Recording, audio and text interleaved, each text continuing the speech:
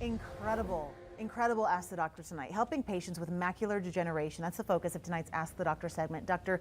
Arshad Kanani is with Sierra Eye Associates. This is it's such a huge breakthrough, such a fascinating procedure you're performing. The first ever encapsulated cell therapy treatment on a local patient.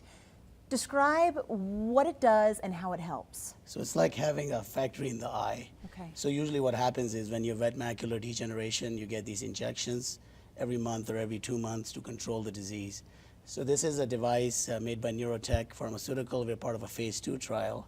And what they have, it is part of these cells inside that we implant inside the eye, and the cells live off the gel in the eye and secrete these nutrients and proteins to stop the disease. Indefinitely? Indefinitely, we don't know. We're looking at the study for 2 years, but the hope is that if they continue to work for 2 years or longer, that will really be decreasing the burden on the family and the patients. Wow. You may have just answered the next question. I was going to ask you phase 2. How soon could this be available to mainstream Americans? So phase 2 is part of a 3-step process. It's Okay. phase 1, phase 2, and phase 3 before the FDA approves a device or a drug. This phase 2 trial is a 2-year study looking at the efficacy and safety of this encapsulated cell technology. So top-line data should be available in 2 to 3 years, and after that, if it goes to phase 3, which is a much larger study, Right. you're looking at, if everything goes well, about 6 to 8 years before it's available for patients.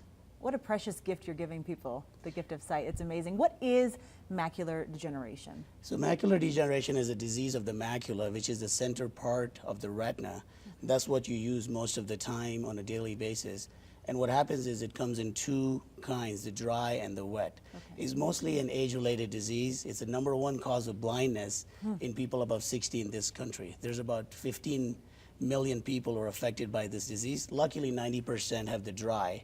So this treatment is for wet macular degeneration. So if it mostly pertains to age, is there anything we can do to try to prevent macular degeneration? Absolutely. Smoking has been associated with macular degeneration progression, so absolutely quitting smoking is a good thing. There's certain studies about exercising, eating green leafy vegetables, and living a healthy lifestyle that can also help slow the disease down. And lastly, really quickly, what are the signs and symptoms?